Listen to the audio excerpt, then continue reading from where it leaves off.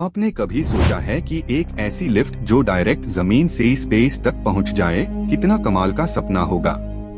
लेकिन ये सपना जो किताबों और मूवीज में दिखाया जाता है, अभी तक रियलिटी क्यों नहीं बना। आज हम देखेंगे कार्बन नैनोट्यूब्स के जरिए इस रहस्यमयी सफर को। इंसान का इमेजिनेशन और विज्ञान दोनों एक अनोखे मोड़ पार है। स्पेस एलिवेटर का कॉन्सेप्ट पहली बार 1895 में एक साइंटिस्ट ने प्रपोज किया था, जब उन्होंने सोचा था कि अगर हम एक केबल आसमां तक खींच दे तो सैटेलाइट जैसी ऊंचाइयों तक पहुंच सकते हैं। ये एक थियोरेटिकल आइडिया था, लेकिन उस वक्त मटेरियल साइंस इतनी एडवांस्ड नहीं थी। अब कार्बन नैनोट्यूब्स ने ये ख्वाब दोबारा जगाया है। कार्बन नैनोट्यूब्स कार्बन एटॉम्स के सिलेंडर जैसे स्ट्रक्चर्स है, जो स्टील से भी हजारों गुना मजबूत है और बहुत हल्के हैं। इनकी टेंसाइल स्ट्रेंथ इतनी ज्यादा है कि अगर उन्हें पूरे एलिवेटर के केबल में बुन दिया जाए तो वो थियोरेटिकली स्पेस तक पहुंच सकते हैं। लेकिन थ्योरी और प्रैक्टिकलिटी के बीच एक गहरा कंफ्यूजन है।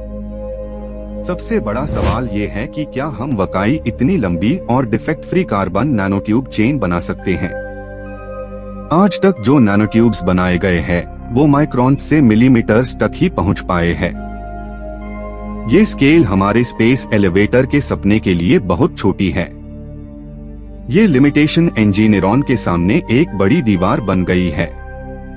आप सोच रहे होंगे कि अगर कार्बन नैनोट्यूब्स इतने स्ट्रॉन्ग हैं, तो उनका उपयोग स्पेसक्राफ्ट और रॉकेट्स में क्यों नहीं किया गया। इसका जवाब मैन्युफैक्चरिंग प्रोसेस में छुपा है।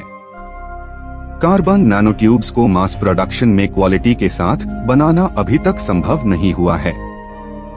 मशीन्स हर बार माइक्रोस्कोपिक फ्लॉज छोड़ देती है। इन फ्लॉज की वजह से नैनोट्यूब्स अपनी स्ट्रेंथ खो देते हैं।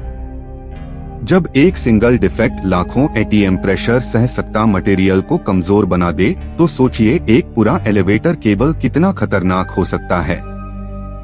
अगर वो ब्रेक हुआ तो पूरा स्ट्रक्चर धरती पार गिर जाएगा। ये कैटास्ट्रोफिक फेलियर इंजीनियर्स को रोक रहा है। स्पेस एलिवेटर के कॉन्सेप्ट में और भी चुनौतियां हैं। अर्थ के रोटेशन के कारण केबल को जियोस्टेशनरी ऑर्बिट तक स्ट्रेच करना होगा। ये टेक्निकल कैलकुलेशन बहुत ट्रिकी है। एक छोटी गलती भी पूरे बैलेंस को बिगाड़ सकती है। फिजिक्स और ग्रेविटी यहाँ दोनों एक साथ खेलते हैं। इमेजिन कीजिए एक केबल जो 36,000 किलोमीटर तक खिंच हुआ है। अर्थ के रोटेशन से वो टेंशन में रहेगा और फ्रिक्शन के कारण एक्सट्रीम स्ट्रेस भी झेले। कार्बन नैनोट्यूब्स को सिर्फ मजबूत नहीं, बल्कि टेम्परेचर रेजिस्टिव भी होना पड़े। पर उनका थर्मल एक्सपांशन रेशियो अभी तक परफेक्ट नहीं है। साइंटिस्ट्स कह रहे हैं कि अगर हम ग्राफीन को नैनोट्यूब्स के साथ कॉम्बाइन करें तो एक हाइब्रिड मटेरियल बन सकता है। ये हाइब्रिड शायद स्पेस एलिवेटर के लिए आइडियल कैंडिडेट बन सकता है। लेकिन लैबोरेटरी एक्सपेरिमेंट्स अभी इनिशियल स्टेज पार है और कमर्शियल वायबिलिटी दूर की बात है। नैनोट्यूब के केमिकल बॉन्ड्स थियोरेटिकली परफेक्ट होते हैं, लेकिन रियल वर्ल्ड इम्प्योरिटीज इस परफेक्शन को तोड़ देती है। मैन्युफैक्चरिंग एनवायरनमेंट में एक डस्ट पार्टिकल भी स्ट्रक्चर को डिस्टोर्ट कर देता है। इसलिए मास स्केल फैब्रिकेशन अभी इम्पॉसिबल जैसी लगती है। टेक्नोलॉजी को और बढ़ाना होगा। नासा और जक्षा जैसे स्पेस एजेंसीज ने मल्टीपल बार कॉम्पिटिशन्स रखे हैं, जहां बेस्ट नैनोट्यूब मटेरियल्स को शोकेस किया गया, पर इनमें भी डिजायर्ड स्ट्रेंथ नहीं मिल पाई। उन्होंने ऑब्जर्व किया कि केबल जितनी लंबी होती गई, क्वालिटी उतनी कम होती गई। ये स्केलिंग प्रॉब्लम फंडामेंटल चैलेंज है। स्पेस एलिवेटर में मटेरियल चुनना ही सबसे क्रिटिकल स्टेप है। कार्बन नैनोट्यूब्स थियोरेटिकली बेस्ट है, पर उनका सिंथेसिस अनकंट्रोलेबल है। एटॉमिक अरेंजमेंट में गार-तिनी सी गड़बड़ हो गई तो वो स्ट्रक्चर फेल कर जाता है। ये इंस्टेबिलिटी हाई सपने को अटकाए हुए हैं। आप ये भी सोच सकते हैं कि अगर हम केबल को शॉर्ट पार्ट्स में मॉड्यूलर बना दे तो क्या वो सेफ रहेगा। साइंटिस्ट्स ने इस पे भी काम किया। पार जॉइंट्स वीक निकले, स्ट्रेंथ डिस्ट्रीब्यूट करना मुश्किल हुआ और mechanical vibration causes unpredictable resonance. ये ऑसिलेशंस स्ट्रक्चर को तोड़ भी सकते हैं। एक और बड़ी समस्या कॉस्मिक रेडिएशन है। स्पेस में high energy particles continuously bombard करते हैं। ये माइक्रोस्कोपिक डैमेज अक्यूमुलेट करके नैनोट्यूब के बॉन्ड तोड़ देते हैं। डेली वेयर एंड टियर के मुकाबले स्पेस रेडिएशन कहीं ज्यादा खतरनाक साबित होती है। फिर आता है मीटियोर इम्पैक्ट का रिस्क। स्पेस में हजारों छोटे डेब्री पार्टिकल्स घूमता है। अगर इनका टकराव केबल से हुआ तो कैटास्ट्रोफिक फेलियर संभव है। शील्डिंग मटेरियल जोर पार वेट बढ़ता है और पर्पस कॉम्प्रोमाइज हो जाता है। ये डिजाइन डिलेमा इंजीनियर्स को परेशान करता है। टेक्निकल इंजीनियर्स कहते हैं कि एक डायनामिक स्ट्रक्चर को मेंटेन करना स्पेस और अर्थ दोनों के बीच एक डांस जैसा है। ग्रेविटी और सेंट्रीफ्यूगल फोर्स के बीच एक फाइन बैलेंस चाहिए। अगर नापी-तुली रोटेशन गति बदली तो पूरा एलिवेटर अस्थिर हो जाएगा। कार्बन नैनोट्यूब्स के अलावा कुछ और मटेरियल्स पे भी रिसर्च चल रही है, जैसे बोरोन नाइट्राइड नैनोट्यूब्स और डायमंड नैनोथ्रेड्स। ये मटेरियल्स थियोरेटिकली और भी स्ट्रॉन्ग हैं, लेकिन प्रोडक्शन कॉस्ट और स्केलेबिलिटी उनका सबसे बड़ा बैरियर है। साइंस के पास अभी रेडी फॉर्मूला नहीं है। भारत के कुछ टॉप लैबोरेटरीज भी इस दिशा में काम कर रही है। IITs और इसरो साइंटिस्ट्स ने स्मॉल स्केल नैनोट्यूब सिंथेसिस पर प्रोग्रेस किया है, लेकिन लार्ज कंटिन्यूअस फाइबर्स अभी सपने जैसे हैं। ये चैलेंज दुनिया भर के रिसर्चर्स को जोड़ रहा है।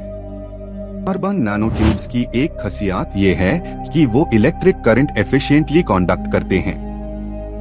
अगर हम उनका उपयोग एलिवेटर के एनर्जी ट्रांसफर के लिए करें तो फ्यूल रिक्वायरमेंट कम हो सकती है, लेकिन साइमल्टेनियसली हीट मैनेजमेंट के इश्यूज सामने आते हैं। कॉस्ट फैक्टर को नजरअंदाज नहीं किया जा सकता। स्पेस एलिवेटर के 1 किलोमीटर केबल बनाने की कीमत मिलियंस में होती है। इतना इन्वेस्टमेंट तभी जस्टिफाई होता जब टेक्नोलॉजी प्रूवन हो। फिलहाल अनसर्टेनिटी इन्वेस्टर्स को रोक देती है। आप सोच रहे होंगे, क्या कोई ऑल्टरनेट राउट पॉसिबल है? साइंटिस्ट्स टेदरिंग बलून्स और ऑर्बिटल रिंग्स पे एक्सपेरिमेंट्स कर रहे हैं। ये पार्शियल मॉडल्स हैं जो कॉन्सेप्ट टेस्ट करने के लिए बनाए गए हैं। रिजल्ट प्रॉमिसिंग लगता है, पर कमर्शियल रियलिटी से दूर है। ये भी कहा जाता है, अगर हम स्पेस एलिवेटर बना लें तो ट्रांसपोर्टेशन कॉस्ट ड्रास्टिकली घट जाएगी, सैटेलाइट लॉन्चेस सस्ते हो जाएंगे और प्लैनेटरी मिशंस आसान।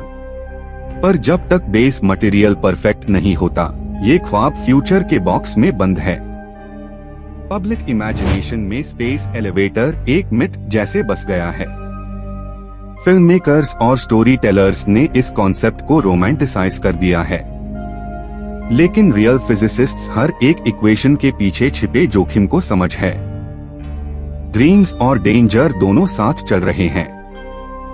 इंजीनियर्स के कहना है कि अगर हम AI और नैनो रोबोट्स का उपयोग करें तो मैन्युफैक्चरिंग डिफेक्ट्स सुधर सकते हैं। Robots self repairing nanotube structures बना सकते हैं। ये एक विजनरी अप्रोच है, पर प्रैक्टिकल इम्प्लीमेंटेशन डेकेड्स दूर लगता है। नैनो टेक्नोलॉजी फील्ड हर साल बढ़ती जा रही है। हर नए एक्सपेरिमेंट के साथ हम इंच दर इंच स्पेस एलिवेटर के करीब पहुंच रहे हैं। ये जर्नी स्लो है, पर इंस्पायरिंग भी है। हर फेलियर ह्यूमी सिखाता है कि परफेक्शन पेशेंस मांगता है। थ्योरिस्ट्स का कहना है, अगर हम मून या मार्स पर एलिवेटर बनाएं तो स्ट्रेस कम होगा क्योंकि वहां ग्रेविटी कम है। ये आइडिया फीजिबल लगता है, पर इंफ्रास्ट्रक्चर कॉस्टली है। हम अभी सिर्फ अर्थ बेस्ड सिमुलेशन तक सीमित है। कार्बन नैनोट्यूब रिसर्च एक मल्टीडिसिप्लिनरी फील्ड बन गई है। केमिस्ट्री, फिजिक्स और मटेरियल साइंस सब एक ही दिशा में काम कर रहे हैं। ये कोलैबोरेशन ह्यूमन क्यूरियोसिटी का सबूत है। साइंस के जटिल रास्तों में पेशेंस ही सबसे बड़ा वेपन है। अब ये मानना होगा कि स्पेस एलिवेटर बना लेना सिर्फ एक इंजीनियरिंग चैलेंज नहीं, बल्कि ह्यूमन एम्बिशन का टेस्ट भी है। हर लिमिटेशन एक नए सवाल को जन्म देती है। साइंस का एसेंस यही है, सवाल पूछ रहा और जवाब ढूंढ रहा। नेक्स्ट जनरेशन के स्टूडेंट्स और यंग साइंटिस्ट्स कार्बन नैनोट्यूब्स के नए फॉर्मूलास डेवलप कर रहे हैं। उनके लिए ये एक फ्यूचरिस्टिक रेस है जहां हर एटम की प्लेसमेंट मायने रखती है। अगर उन्होंने ये हर्डल पार किया तो स्पेस ट्रैवल रीडिफाइन हो जाएगा। कार्बन नैनोट्यूब्स के पैरेलल एक और इंटरेस्टिंग मटेरियल है कार्बन नैनोरिबन्स, जो फ्लेक्सिबल होने के साथ कंडक्टिव भी है। उनका उपयोग वेयरेबल टेक से लेकर एरोस्पेस तक हो सकता है। एक दिन इन्हीं पैरेलल्स से स्पेस एलिवेटर का ड्रीम रियलिटी बन सकता है। पब्लिक फंडिंग और ओपन सोर्स साइंस प्रोजेक्ट्स ने भी इस फील्ड को नई एनर्जी दी है। इंडिपेंडेंट लैब्स और स्टार्टअप्स गवर्नमेंट प्रोजेक्ट्स के साथ जुड़ रहे हैं। ये collaborative momentum long term change ला सकता है। इनोवेशन डेमोक्रेटिक हो रही है। स्पेस एलिवेटर का कॉन्सेप्ट सिर्फ साइंटिफिक नहीं, एथिकल भी है। क्या हम नेचर के बैलेंस के साथ खिलवाड़ तो नहीं कर रहे? साइंटिस्ट्स कॉन्स्टेंटली एनवायरमेंटल इम्पैक्ट का स्टडी कर रहे हैं। सस्टेनेबिलिटी को डिजाइन के केंद्र में रखी गई है। ये सब चैलेंजेस के बावजूद मनुष्य का सपना रुक वाला नहीं है। हर नए फेलियर के बाद एक और कोशिश शुरू होती है। यही स्पिरिट ह्यूमी आसमां तक ले जाएगी। कार्बन नैनोट्यूब्स के जरिए स्पेस का दरवाजा एक दिन खुल ही जाएगा। जब ये स्पेस एलिवेटर रियलिटी बने, तब दुनिया का ट्रांसपोर्ट मॉडल हमेशा के लिए चेंज हो जाएगा। अर्थ और ऑर्बिट एक हाई सप्लाई चेन के हिस्से बन जाएंगे। ये ह्यूमन सिविलाइजेशन का सबसे बड़ा लीप होगा। साइंस उस मोमेंट के लिए तैयार हो रही है। फिलहाल हम स्पेस एलिवेटर के सपने के दरवाजे पे खड़े हैं। कहानी अधूरी है, पार होप जिंदा है। कार्बन नैनोट्यूब्स अभी कमजोर है, पर इंसान की इच्छा शक्ति उनसे कई गुना स्ट्रॉन्ग है। और शायद वही स्ट्रेंथ एक दिन ग्रेविटी को हरा देगी। आपके मन में ये सवाल रह जाता है, क्या आप जमीन से आसमां तक की एक केबल पार करने का साहस रखते हैं? ये क्वेश्चन हाई स्पेस एलिवेटर का सोल है। इंसान हमेशा ऊपर देखना चाहता है और हर बार थोड़ा और ऊंचा पहुंचना चाहता है।